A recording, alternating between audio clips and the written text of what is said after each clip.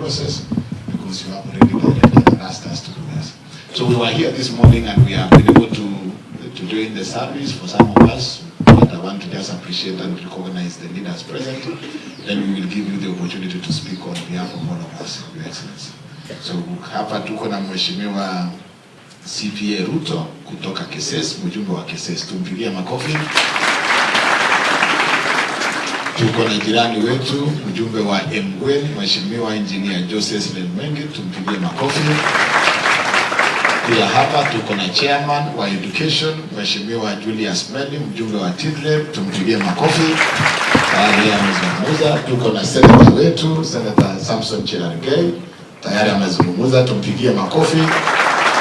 Tuko na principal secretary wetu. And Your Excellency, we want to thank the principal. We were here in Kapsabet Girls for a Thanksgiving service, and when this happened, we and myself and Dr. Bendio went all the way to Baringo and managed the situation, and we are really happy. We thank the principal secretary for standing with this school. Daktari Bendio, tumpigie makofi. Na pia tuko na mjumbe wetu wa Mosop, Mheshimiwa Abraham Kirwa, tumpigie makofi. Tuko na Mheshimiwa Wainaina, mjumbe member of National Assembly nominated representing this region, tumpigie makofi Mheshimiwa Wainaina. And tuko na, of course, the chairman of the board, Professor Mili. We were there all the way to almost midnight. Tumpigie makofi pia. So Your Excellency, on behalf of the leadership of Nandi, we thank you for finding time, and we also thank you for the love that you have for our children and also for the great county of Nandi. I now want to take this opportunity, Your Excellency, just to invite you. And of course, just in passing, Your Excellency, when the last time the president, the former president came here, that he would give them a bus. You remember that promise? Yes. And subsequently, we have been waiting for the bus. The situation has become now more aggravated because they were, for one class to go on a trip, and that is just one subject. They needed 4 buses. So they had to mobilize buses from the neighboring schools. Now the bus that got the accident completely written off. In fact, even retrieving it is a huge challenge. You really learn all that. Even when the accident happened, the bus didn't roll beyond where it was stopped because the fatalities would have been more. So Your Excellency, even in this situation, I just want to remind you of that request and that promise, so that even as you brief the President, you now know that the situation in Kapsabet with regard to transportation is even more dire than it was. But we know you will do something about it, and we trust that we will be able to support this voice. Karibu, Your Excellency, tupige makofi.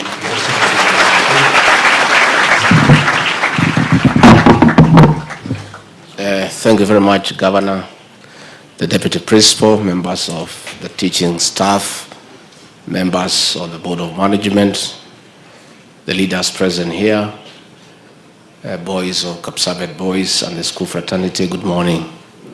God is good, and all the time. I've come here this morning on behalf of President William Ruto, an alumni of this great prestigious institution of his own kind, to bring his condolences and that of the government of the Republic of Kenya.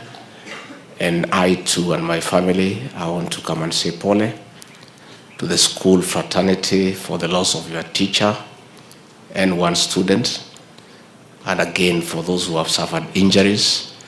I am very encouraged that those at the Eldoret Hospital are making good progress, and we have been assured that they are out of danger, and we are sure that they will be back to school.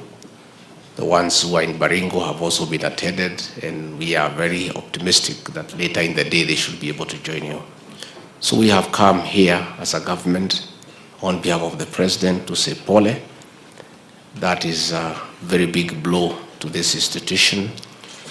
Losing a life of a teacher, student is a very heavy thing, especially for a family like this one, because you are one great family.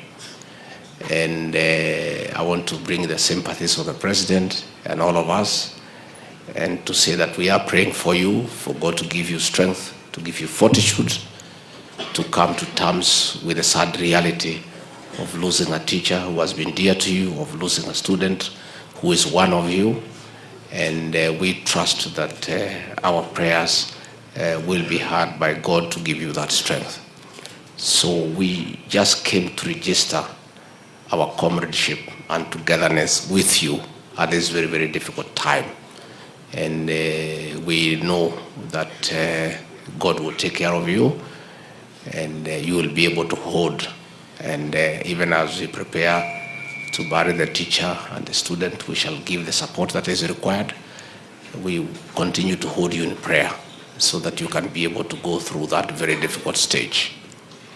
Over and above that, it's a very great institution. It's an institution that has produced great people. President William Ruto is an alumni of this institution, and that is a clear testimony of the kind of boys that have gone through this institution and that have been mentored in this institution. I therefore want to encourage you to work hard, to stay focused, and to tell you that the future is bright. As long as you are focused, all of you, through this great institution that has produced many great minds, including our peers here and others, that you too will have your day to be a man of substance, to come and join us in national development, to come and join us in building the nation, to take care of yourself, to take care of your families, and to take care of society. So mine is to encourage you to continue working hard, to continue being focused, and to have an ambition that one day you stand where I'm standing, in a big position.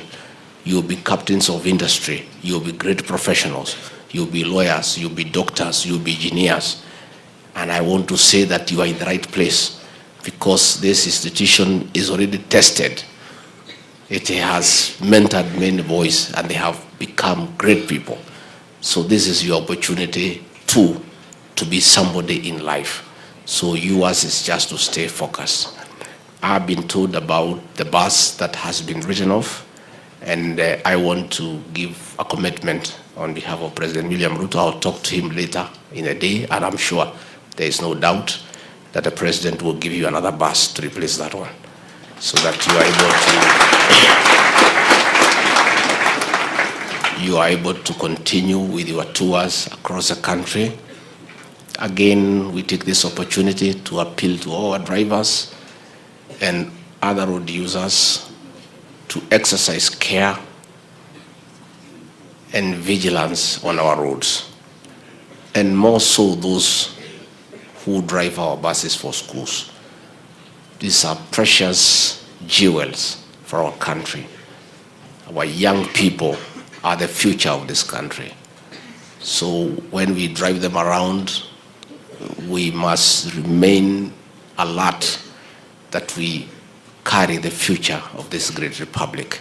So we continue to urge for a lot of care among our motorists on our roads, to drive at the right speed, to drive in the right way, so that we take care of the lives that we carry, and we make sure that we don't lose more Kenyans through road carnage.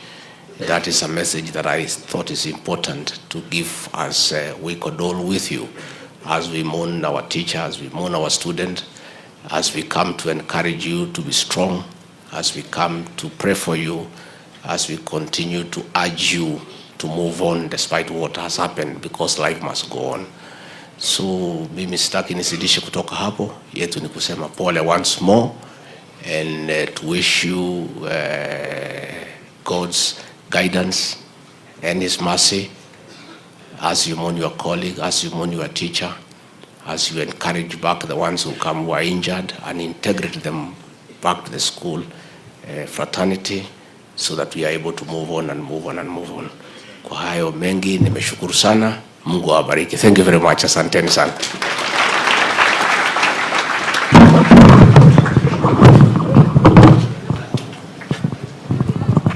Asante sana Your Excellency, and of course as a father, sasa hii watoto si watakula mkate Your Excellency.